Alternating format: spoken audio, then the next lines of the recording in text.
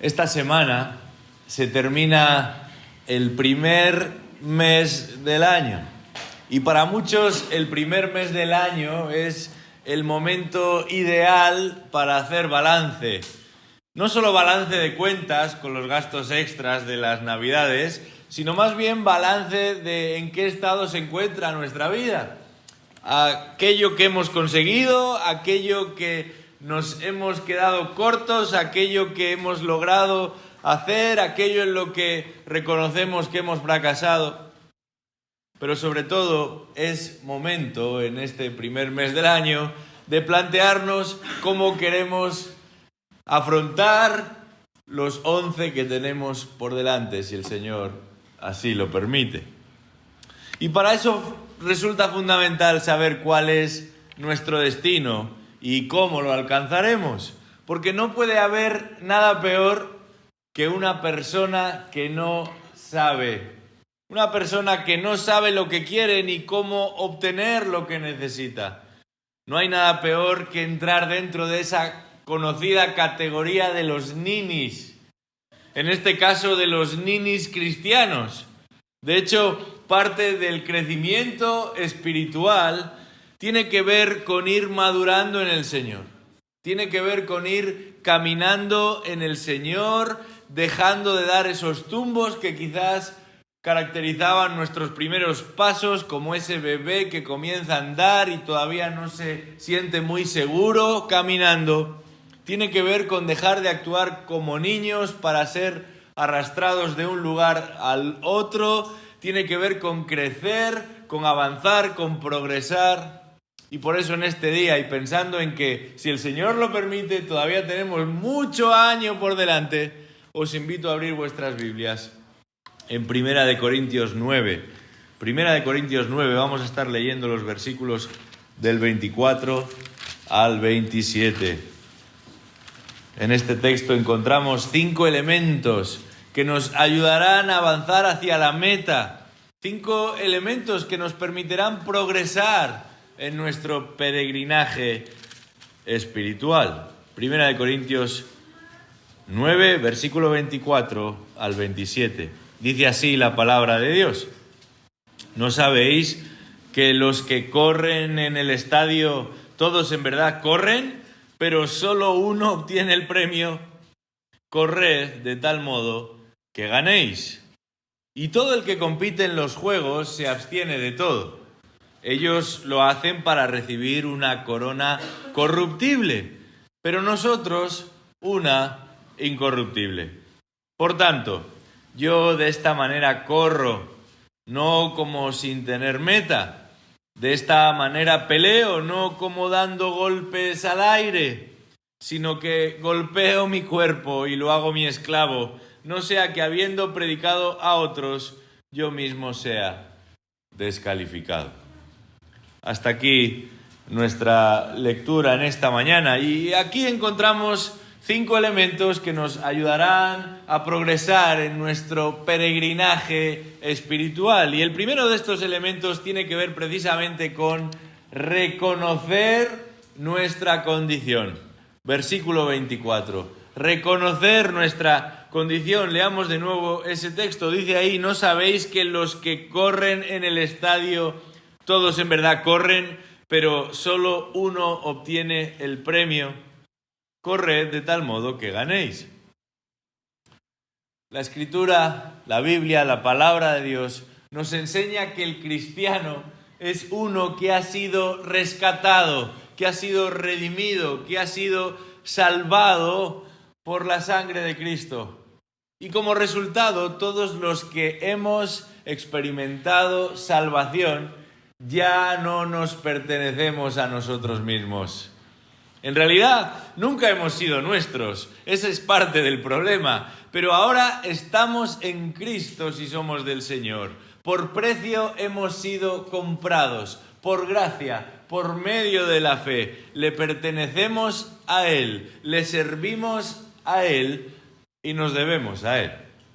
Y a lo largo del Nuevo Testamento existen diferentes metáforas, diferentes imágenes que pretenden explicarnos, hacernos saber qué clase de personas somos en Cristo. La Biblia dice que un creyente es alguien que es un miembro del cuerpo de Cristo. La Biblia dice que un creyente es un discípulo de su buen maestro, Jesucristo. La Biblia dice que un cristiano es un soldado al servicio del gran capitán. Y en este caso, el apóstol Pablo va a añadir una imagen más a ese repertorio y va a presentar al creyente como un atleta. Somos atletas, dice Pablo, atletas que quieren ganar, atletas que van a ganar. Durante mucho tiempo, en realidad, el atletismo fue la única actividad reconocida oficialmente como deporte. Hoy en día hay muchas otras disciplinas y los que tienen hijos y van cada año al ayuntamiento para ver qué actividades extraescolares se ofrecen ahí, se van a dar cuenta de que hay una lista cada vez más larga. Porque los niños ya no juegan solamente el fútbol, practican todo tipo de actividades deportivas. Pero en los tiempos del apóstol no había dudas en cuanto a lo que el deporte se trataba, porque no existían tantas opciones. Y por eso Pablo les lanza la pregunta y les dice, ¿es que no sabéis? ¡Claro que sabían! Por supuesto que sabían. Todo el mundo entendía lo que significaba ser un corredor, especialmente en el mundo grecolatino, especialmente en Corinto, donde durante siglos se celebraban los llamados Juegos Ísmicos. Sabemos acerca de los Olímpicos, pero allí se celebraban otros juegos deportivos y tenían lugar cada 2 años, de manera que toda la ciudad se veía involucrada en ello. Era una oportunidad de negocio. Llegaban personas de otros lugares, así que sí que sabían perfectamente lo que suponía eso de hacer deporte en general y en particular lo que tenía que ver con correr. Pablo, que había pasado una buena temporada en Corinto, que conocía muy bien las formas y la idiosincrasia de la ciudad, va a usar esta imagen de un atleta para explicar a estos cristianos algunas de estas realidades espirituales que menciona aquí. Realidades espirituales necesarias e importantes para ellos y también para nosotros hoy. Somos atletas, dice Pablo, pero no atletas de cualquier manera.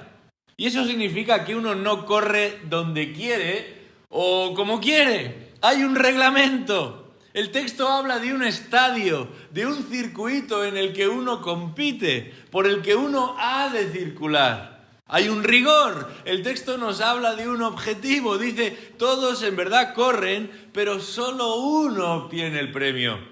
Corred de tal modo que ganéis.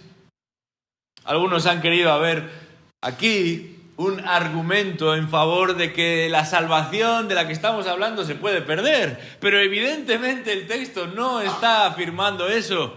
Y lo sabemos porque si ese fuera el caso, solamente una persona en el mundo sería cristiana. ¿Quién? El que gana la carrera.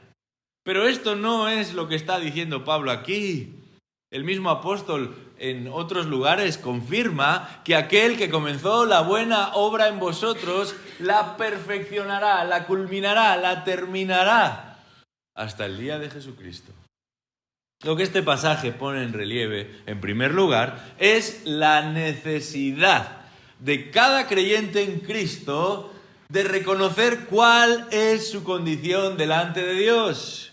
Un cristiano verdadero no es uno que sale a estirar las piernas de vez en cuando, dice Pablo.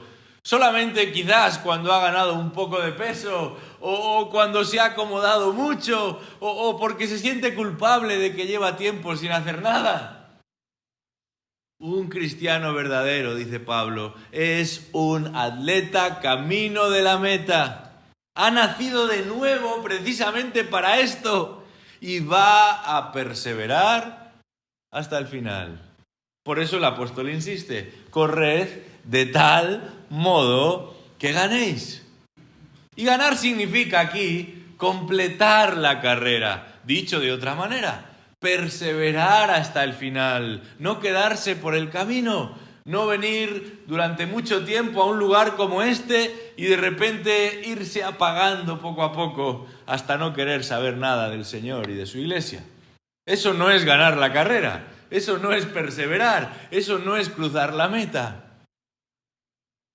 Por eso, teniendo este objetivo de aguantar, de perseverar, de resistir hasta el final de nuestra vida en Cristo, el creyente ha de organizar su vida, su tiempo e inclusive su descanso, porque ese es el objetivo, llegar hasta la meta, perseverar en Cristo hasta el último de nuestro aliento.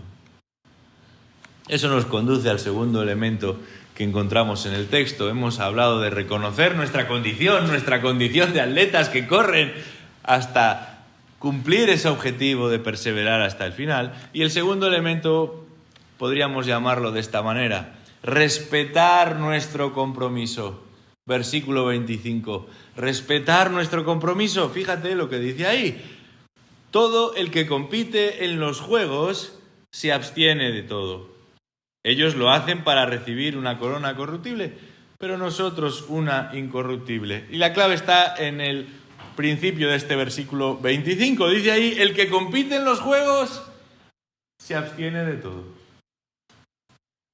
A lo largo de la historia, pocos filósofos han alcanzado tanta fama y prestigio como aquel Platón. Y precisamente fue Platón, en uno de sus diálogos, que se va a hacer eco de cómo los atletas que querían participar en los Juegos Olímpicos o Ísmicos, como los de aquí en el texto, estaban obligados a entrenarse previamente durante 10 meses antes de la competición. Ese entrenamiento incluía diferentes preceptos en cuanto a qué prácticas se podían llevar a cabo y cuáles no. Y si no se cumplían a rajatabla, los atletas que querían participar en la competición serían descalificados aún antes de que llegara el día. Dicho de otra manera, 10 meses antes entraban ya a competir, aunque en realidad no estaban en ningún estadio. Pero la práctica también contaba, el entreno también computaba. En realidad, la carrera dura unos cuantos minutos, a mayor o a menor ritmo, pero el atleta nunca deja de serlo. Entre otras razones, porque como nos enseña el texto aquí, respeta su compromiso. En todo momento tiene en mente cuál es su objetivo y por eso se abstiene de todo. ¿Qué significa ese todo? Bueno, algunos lo han llevado al extremo y se han ido a vivir a una cueva en medio del monte para no tener contacto con nada que pueda resultar una distracción. Eso no es lo que el texto nos enseña. Se abstiene de todo aquello que va a suponer un freno, un lastre, un obstáculo para alcanzar ese premio. Dicho de otra manera, ejercita el dominio propio. Sabe decir que no. Y eso es precisamente lo que Pablo ha venido enseñando en esta carta de Primera de Corintios en los capítulos anteriores.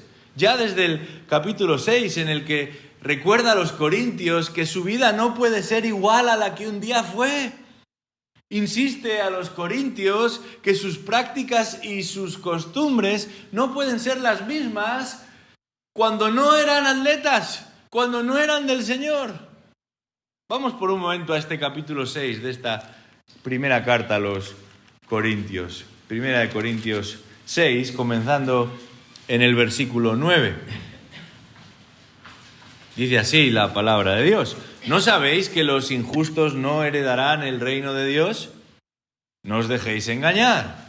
Ni los inmorales, ni los idólatras, ni los adúlteros, ni los afeminados, ni los homosexuales, ni los ladrones, ni los avaros, ni los borrachos, ni los difamadores, ni los estafadores heredarán el reino de Dios.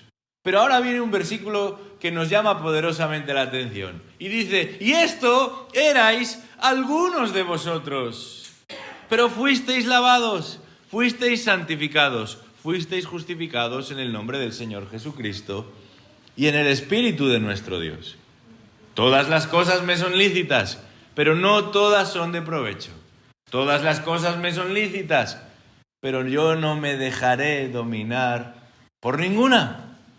Dios, dice aquí el apóstol Pablo, nos ha salvado y lo ha hecho para alabanza de su gloria. Y como resultado de eso, nuestra vida deja de ser lo que un día fue y nos comprometemos a seguirle a Él, a vivir para Él. Y parte de ese compromiso tiene que ver con renunciar a determinadas realidades que no solamente no suman, sino que restan. Y eso incluye todo aquello que nos va a frenar, todo aquello que nos va a ralentizar o directamente nos va a impedir cumplir con nuestro compromiso. Hace tiempo que las carreras populares están de moda. Casi todos los pueblos o ciudades de este país tienen la suya propia. Y la media de participación en este tipo de carreras en España ronda los 10.000 corredores por certamen. Eso es una barbaridad. Pero de lo que no suelen hablarnos los organizadores es del número de participantes que terminan la carrera. Un periódico bastante conocido publicó un estudio sobre este tema y las cifras son reveladoras. En particular con lo que tiene que ver con los maratones. El 85% de las personas que comienzan no terminan la carrera. Y en ese mismo estudio que publicaba este periódico se nos ofrecía la clave del por qué. Dice el texto, muchos quieren participar de la carrera, pero no se están preparando adecuadamente para la competición. No están dispuestos a renunciar a determinados hábitos. Y tampoco están dispuestos a fomentar otros nuevos. Hermanos y amigos, en este día, el cristianismo que solamente descansa en una decisión que uno toma en un momento de euforia, el cristianismo que responde a un momento de entusiasmo o de necesidad, no es cristianismo. De hecho, no te llevará muy lejos. Porque cuando las dudas aparezcan, cuando las tormentas se presenten, cuando los dolores o el rechazo, aún de tu propio cuerpo, como el que pasa al que está corriendo su carrera y ya no quiere seguir avanzando, aparezcan, del mismo modo que un día lo conveniente fue decir, sí, yo también soy uno de esos cristianos. Del mismo modo que un día lo beneficioso, lo ventajoso fue tomar partido, abandonarás el partido. La fe verdadera es mucho más que un momento de éxtasis espiritual. Es mucho más que asistir a una reunión o a muchas reuniones. No se reduce tampoco a llevar más o menos una vida ordenada o a votar a cierto partido político o a que te reconozcan como uno de esos que se reúnen en la calle tal cada domingo a las 11 de la mañana. Aquellos que han experimentado el poder transformador del Evangelio, aquellos que han tenido un encuentro personal con Jesucristo, reconocen toda su incapacidad y confiesan que necesitan a ese Salvador, no solamente para seguir adelante en la vida, sino para alcanzar la vida que está por llegar. Los que han sido alcanzados por el Evangelio han muerto a lo que un día fueron y han sido resucitados a una nueva vida en Cristo. Como dice el viejo himno, lo que somos y tenemos, todo viene de Él. Y por eso, siguiendo lo dicho por el apóstol, ambicionamos el serle agradables. ¿Cómo lo hacemos? Respetando nuestro compromiso, aunque eso suponga renunciar a todo lo demás. Jesús dijo, si alguno quiere seguirme, niéguese a sí mismo, tome su cruz cada día y sígame. Yo te pregunto en esta mañana, ¿es esa tu realidad? ¿Has sido alcanzado por esta gracia? ¿Te has arrepentido de tus pecados? ¿Lo amas a Él porque Él te amó a ti primero? ¿Reconoces que estabas muerto en tus delitos y pecados, alejado de Dios, y que este Cristo Jesús pagó el precio que tú no podías pagar? Que este Jesús sufrió la muerte que sí te correspondía, pero que resucitó al tercer día y que por su vida tienes tú también la tuya asegurada. Si esto ha sucedido como respuesta a lo que el Señor ha hecho contigo, tratarás por todos los medios de respetar tu compromiso. Jesús lo expresó de una manera muy simple en el capítulo 14 del Evangelio de Juan, cuando dijo: si me amáis, guardad mis mandamientos. Muchas veces actuamos como esos pequeños niños que le dicen que sí a sus papás, pero luego hacen lo que les da la gana. Nosotros hacemos lo mismo con Dios y hasta ponemos caras y posiciones y sabemos cómo utilizar cierto lenguaje, pero luego hacemos lo que nos da la gana también. Si me amáis, guardad mis mandamientos, dice Jesús. Y eso nos lleva al tercer objetivo, que nos ayudará al tercer elemento que nos ayudará a avanzar hasta lograr el objetivo. Y es el siguiente: recordar nuestra corona. Versículo 25 al final, dice ahí: ellos lo hacen para recibir una corona corruptible, pero nosotros una incorruptible.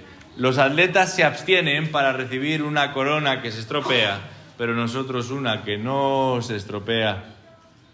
El contraste es claro entre una corona corruptible y una incorruptible, entre un premio momentáneo y uno que no se termina nunca, entre un reconocimiento que tiene fecha de caducidad, posiblemente hasta la siguiente competición, cuando es otro el que va a ganar la carrera, y un galardón que perdura por los siglos de los siglos. Hace unos meses escuché la entrevista que le hicieron a un atleta español que iba a participar en unos mundiales de atletismo. Y entre todas las preguntas que le hicieron, hubo una que me llamó poderosamente la atención.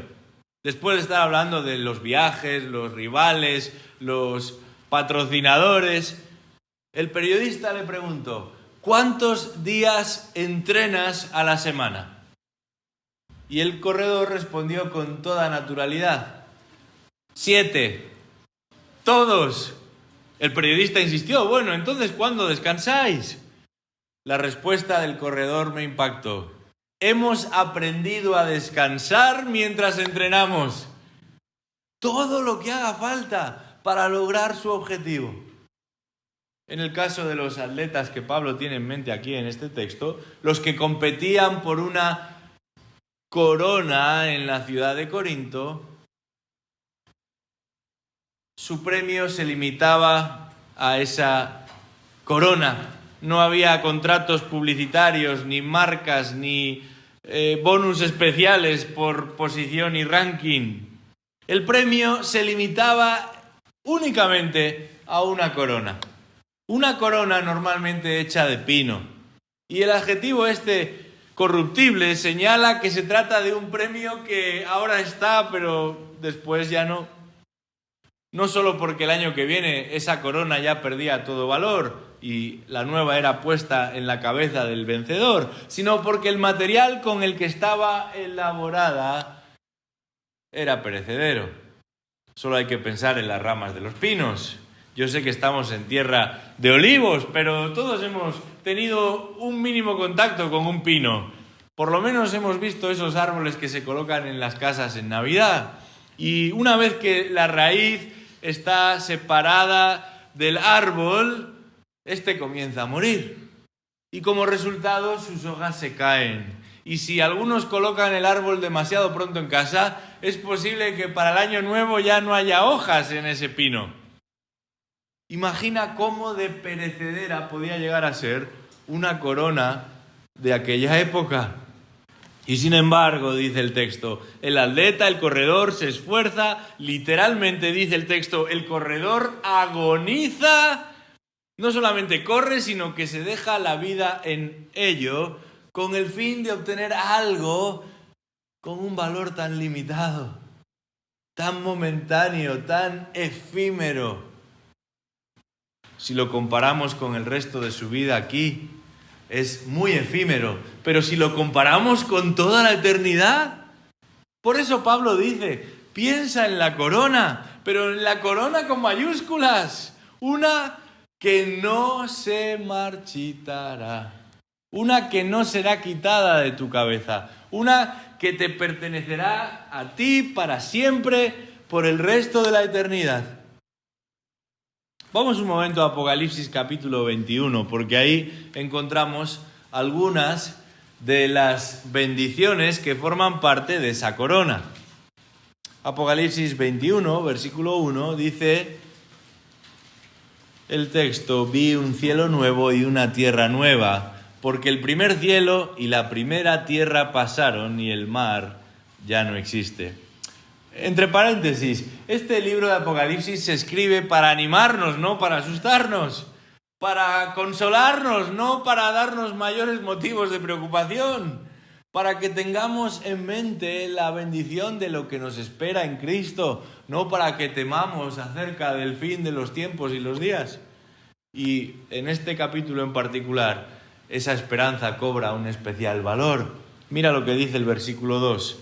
Vi la ciudad santa, la nueva Jerusalén, que descendía del cielo, de Dios, preparada como una nueva novia ataviada para su esposo. Entonces oí una gran voz que decía desde el trono: He aquí el tabernáculo de Dios está entre los hombres, y Él habitará entre ellos, y ellos serán su pueblo, y Dios mismo estará entre ellos. Él enjugará toda lágrima de sus ojos, y ya no habrá muerte, ni habrá más duelo, ni clamor, ni dolor, porque las primeras cosas han pasado. Y el que está sentado en el trono dijo: He aquí yo hago nuevas todas las cosas. Y añadió: Escribe, porque estas palabras son fieles y verdaderas. También me dijo: Hecho está, yo soy el alfa y la omega, el principio y el fin. Al que tiene sed, yo le daré gratuitamente de la fuente del agua de la vida. El vencedor, y aquí se conecta esto con nuestro texto, heredará estas cosas, y yo seré su Dios, y él será mi hijo.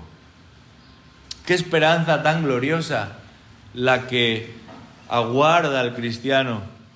Pero sobre todas estas realidades hay una que destaca sobre todas las demás: estar con Cristo, que es mucho mejor.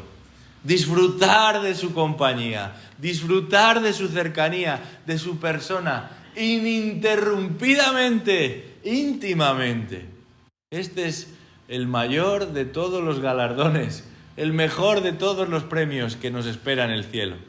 No solo que no sufriremos, que no tendremos dolores, que no habrá penas, que no habrá llanto, que no habrá pérdidas, sino que experimentaremos una comunión íntima y perfecta con el Creador del universo, como nunca antes y para todos los siglos.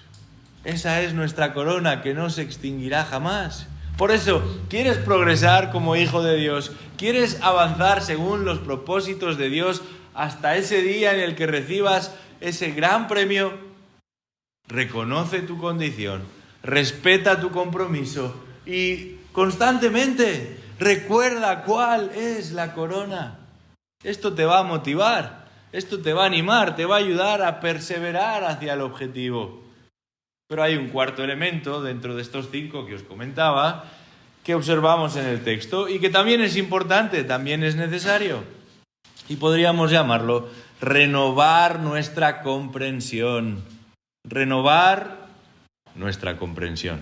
Vamos a leer el versículo 26. Dice: Por tanto, yo de esta manera corro, no como sin tener meta.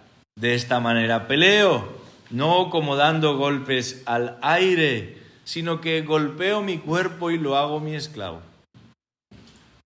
La Biblia está llena de indicaciones que nos impulsan a meditar, a recordar, a renovar nuestro entendimiento, no solamente porque es bueno para nosotros, sino también porque no hacerlo puede resultar perjudicial.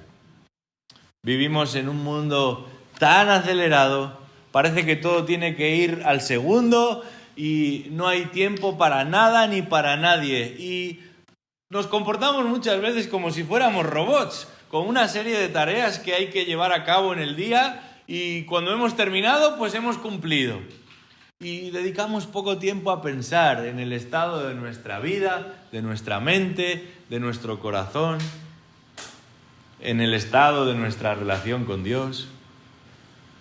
Si yo te menciono el nombre de Rafael Muñoz, a lo mejor puedes pensar que es algún vecino. Y si te digo además que trabaja en un taller mecánico, posiblemente no sepas de quién te estoy hablando. Pero hace algo más de una década, este hombre hoy anónimo se convirtió en el nadador más rápido del mundo en la distancia de 50 metros mariposa. Muchos pensaban que este joven iba a batir todos los récords, pero un día se levantó de la cama confundido. En un sentido, dejó de entender por qué y para qué debía de seguir nadando. ¿Para qué tanto esfuerzo? ¿Para qué tanto sacrificio? ¿Para qué tantas privaciones y cuidados mientras sus amigos tenían otra vida totalmente diferente? Así que terminó por retirarse de la competición para nunca, jamás, volverse a meter ni tan siquiera en el agua de la piscina. No importa cuánto tiempo lleves corriendo, cuánto de espectacular haya sido tu cristianismo hasta el día de hoy, todo lo que hayas hecho por y para el Señor, por y para los demás, debes renovar tu comprensión, tu entendimiento, para que no te suceda algo parecido a este que nunca más quiso meterse en el agua. Y según nuestro pasaje, esto de renovar la comprensión, el entendimiento, implica atender a dos aspectos en particular. Por un lado, renovar nuestra comprensión en cuanto a qué es lo que estamos persiguiendo, a qué es lo que estamos buscando. El texto dice, no como sin tener meta, no como dando golpes al aire. Y aquí Pablo, que sigue hablándonos de deporte, va a combinar dos ilustraciones deportivas más. Nos habla en términos de una carrera, pero también va a hacer referencia al boxeo. Y en ambos casos la idea que está detrás es la misma. Se nos advierte del peligro de perder el tiempo, de perder el enfoque, de perder la ocasión. Alguien dijo, mi objetivo para el año entrante es que sea capaz de mantener lo principal como lo principal. Esto parece poca cosa, pero en realidad es un gran principio, porque cuando todo es importante, nada es importante. Aquí deberíamos pararnos y hacer autoexamen. Ahora la mayoría de los teléfonos tienen una prestación que es la de hacernos saber cuánto dedicamos a qué aplicaciones cuando los tenemos encendidos. Y si pudiéramos hacer lo mismo y medir específicamente a qué dedicamos nuestra vida y nuestro corazón, ¿dónde están ocupados nuestros pensamientos? ¿Hacia dónde van dirigidos nuestros esfuerzos? Yo me pregunto, ¿cuál sería el resultado? En muchos casos es posible que lo que ocupa nuestra mente y corazón no sea más que correr sin una meta y golpear al aire. Aquí encontramos un llamado a detenernos en medio de la vorágine de nuestra vida y a meditar en qué estamos invirtiendo el tiempo, en qué estamos gastando nuestra vida. Una vida que se pasa muy rápido. Yo recuerdo a mi madre cuando era un pequeño niño, como alguno de los que está hoy por aquí, advirtiéndome de eso, y yo no la creía. No, hombre, está exagerando, un mal día. No puede ser. Mira, yo que estoy esperando a que llegue mi cumpleaños y faltan un montón de días, ¿cómo me va a decir mi madre que la vida se pasa muy rápido? Bueno, la vida se pasa muy rápido. Y creo que todos los que estamos aquí somos testigos de ello. ¿Y cuánto lamentamos haber tomado determinadas decisiones? ¿Cuánto nos pesa no haber tomado otras decisiones? ¿Cuánto pensamos en lo que podía haber sido y nunca fue? Pero dejemos de lamentarnos o de tratar de remover lo que ya no es posible cambiar y pensemos cómo vamos a la luz de nuestra condición hoy a enfocar lo que tenemos por delante en la misericordia del Señor. ¿En qué estamos gastando nuestra vida? Pero hay un segundo aspecto importante a la hora de renovar nuestra comprensión. No solamente es importante tener en cuenta qué es lo que perseguimos, qué es lo que buscamos, sino también resulta fundamental pensar en el cómo lo alcanzaremos. Pablo dice, golpeo, disciplino, literalmente, trato con severidad, esclavizo mi cuerpo. Y alguno puede decir, bueno, hasta ese punto vamos a llegar aquí. Algo parecido le había escrito a su discípulo Timoteo allá en 1 Timoteo 4:7. Disciplínate para la piedad. Literalmente, entrénate para la piedad. Y esto supone tiempo y dedicación. Hace unas semanas alguien vino a hablar conmigo al terminar una de nuestras reuniones y me hizo una pregunta sobre un tema. Se trataba de un asunto delicado, bastante controvertido. Así que yo, después de pensar un momento, comencé a responder. Pero cuando había estado hablando durante apenas un minuto, la persona me interrumpió y me dijo, está bien, tampoco vamos a hacer de esto una charla teológica. Bueno, somos parte de la generación TikTok, de lo inmediato, de la sopa instantánea, no del cocido que tarda 2 días en prepararse y mucho más si tenemos en cuenta los ingredientes que nos hacen falta para cocinarlo. Pertenecemos a una generación que paga por ver los últimos 5 minutos del partido. El resto no le interesa, es muy largo, muy aburrido. La gente quiere soluciones inmediatas, respuestas inmediatas y ningún interés existe en la explicación. 30 segundos ya empieza a ser mucho. Algunos están casi por derrumbar en el banco después de esta media hora que llevamos aquí. Pero hay realidades que no se alcanzan en un día, ni en 2 días, ni en 1000 días. Hemos hablado de los pinos y de los olivos. Hay árboles que para crecer hasta el nivel en que se encuentran hoy han tenido que esperar varios cientos de años.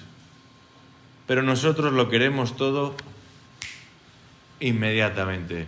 De hecho, resulta interesante prestar atención al tiempo que Pablo emplea en los verbos. Aquí en el versículo dice, yo de esta manera corro, no como sin tener meta, de esta manera peleo, no como dando golpes al aire, sino que golpeo mi cuerpo y lo hago mi esclavo. Este gran referente de la historia del cristianismo, el gran apóstol, el gran predicador, el gran embajador de Jesucristo, habla no de lo que un día hizo, no de lo que fueron sus primeros pasos, sino de lo que caracteriza su vida. Cada día, todos los días, cada día, todos los días corre. Cada día, todos los días golpea su cuerpo y lo hace su esclavo. Esto significa literalmente que lo doma, que lo domestica, que lo domina y lo sujeta. Todos los días. El gran apóstol Pablo, el hombre de Dios, tiene que seguir manteniendo esta misma disciplina, no para con otros, sino para consigo mismo. Y eso nos lleva directamente al último elemento que encontramos en este texto, la quinta de las instrucciones que debemos tener en cuenta si de lo que se trata es de alcanzar la meta deseada. Y es la siguiente: resistir nuestra competencia. Versículo 27 al final. Resistir nuestra competencia. Dice ahí, no sea que habiendo predicado a otros, yo mismo sea descalificado. Muchas veces cuando pensamos en la competencia, lo que viene a nuestra mente son los demás, son los otros. En este caso, todas esas realidades que de alguna manera entendemos nos pueden dificultar, nos pueden incordiar, nos pueden desafiar. Comenzando por el mal, como una realidad abstracta que debemos evitar, de la que haríamos bien en mantenernos alejados. También pensamos constantemente en el diablo, en ese ser malvado y cruel que constantemente busca a quien devorar. O viene a nuestra mente esta idea amplia del mundo, el mundo en general, entendido como malas compañías, como todas aquellas personas que son contrarias a los propósitos de Dios. Y sin duda debemos cuidarnos de todas estas amenazas y de algunas más. Debemos resistirlas, debemos mantenernos al margen de ellas. Pero aquí Pablo tiene en mente otro tipo de competencia. El versículo 27 se refiere a su misma persona. Dice Pablo, mi cuerpo. Nuestra principal competencia no viene dada por los pecados de otros, sino por el nuestro propio. El pecado afecta nuestra relación con Dios, el pecado perjudica seriamente nuestra salud y experiencia espiritual, el pecado dificulta nuestra capacidad de movimientos, nos distrae, nos ralentiza, nos daña, nos confunde, hasta terminar por dominarnos. Y eso supone desviarnos de la senda marcada. Hace muchos años, un predicador sabio, eminente, muy capaz, recibió el encargo de enseñar un curso a unos jovencitos adolescentes. Y contra todo pronóstico, decidió hablarles acerca del peligro del pecado. Como resultado de esos estudios, hoy en día existe un tratado, un libro que se llama precisamente así, Tratado contra la mortificación del pecado. Y este hombre preparó esos estudios pensando en unos adolescentes de 14, 15 y 16 años. Y hoy en día el más espiritual de los cristianos haría bien en prestar atención a lo que este hombre escribió para jovencitos de 14, 15 y 16 años. Porque la realidad de nuestra vida espiritual, como reconoce Pablo aquí, es que todos necesitamos estar muy pendientes de nuestro propio corazón. Empecemos por el nuestro, dejemos el de los demás para otro momento. Tantas y tantas veces estamos obsesionados por lo que los demás nos dicen, nos hacen, por lo que los demás están pensando, por lo que los demás plantean, por lo que los demás provocan. ¿Cuántas veces estamos prestando atención a las demandas de nuestro propio corazón? En este tratado, este hombre escribe: si somos perezosos, negligentes y necios a la hora de proceder a la destrucción del pecado, ¿podemos esperar un buen resultado? Diariamente el pecado frustra o lo frustramos, prevalece o prevalecemos sobre él. Y esto será, dice Owen, así mientras vivamos en este mundo. Por eso, y antes que nada, resulta fundamental atar en corto a nuestra competencia, comenzando por nosotros mismos. ¿Cómo lo hacemos? Por medio de lo que llamamos disciplinas espirituales. También les conocemos como medios de gracia. ¿Cuáles son? La lectura de la palabra, la oración, la comunión con los hermanos, la confesión de los pecados, no con un sacerdote, sino con Cristo mismo, o aún con aquellos a los que hemos ofendido, reconociendo que no hemos obrado bien. Y finalmente, la Santa Cena, algo que por la gracia de Dios podemos repetir cada domingo. Todos estos elementos nos ayudarán a mantener sujeto, sometido, a raya a ese viejo hombre que una y otra vez se asoma por el vértice de nuestro corazón, ese contra el que luchamos y nos acompaña a todas partes, ese que ha de menguar para que Cristo crezca en cada uno de nosotros. Otro predicador contemporáneo de este Owen también llamado John, pero en este caso de apellido Flavel, escribió: si vuestros cuerpos tuviesen la misma dieta que tienen vuestras almas, también estarían muertos. No podéis esperar que vuestros corazones estén en mejor estado hasta que no toméis más esfuerzo en ello. Por supuesto que dependemos de la gracia del Señor para todo, pero Él nos ha dado unas instrucciones y si no las seguimos, ¿cómo esperar que las cosas vayan mejor de lo que nos van? No nos conformemos con saber lo correcto o con decir lo correcto, vivamos también lo correcto. Comenzando por nuestros propios corazones. Hemos estado hablando bastante de deporte en esta mañana. Eso no convalida, habrá que hacer ejercicio después. Pero por lo general el deporte es la historia de los que ganan.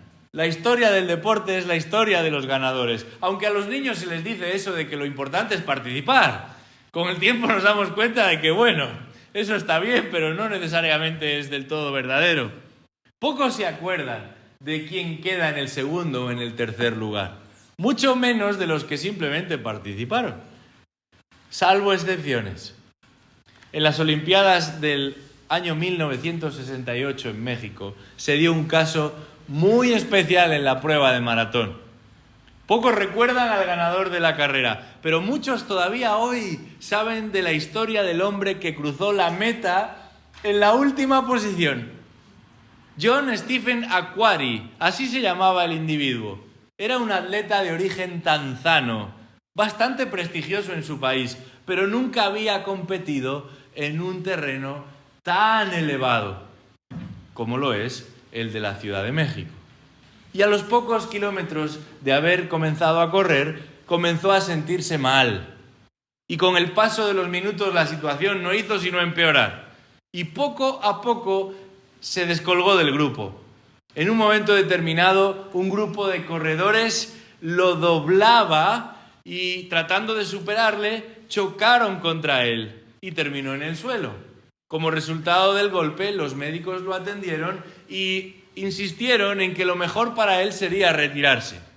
De hecho, de los 57 corredores que habían iniciado la marcha, un tercio en ese momento ya se habían retirado.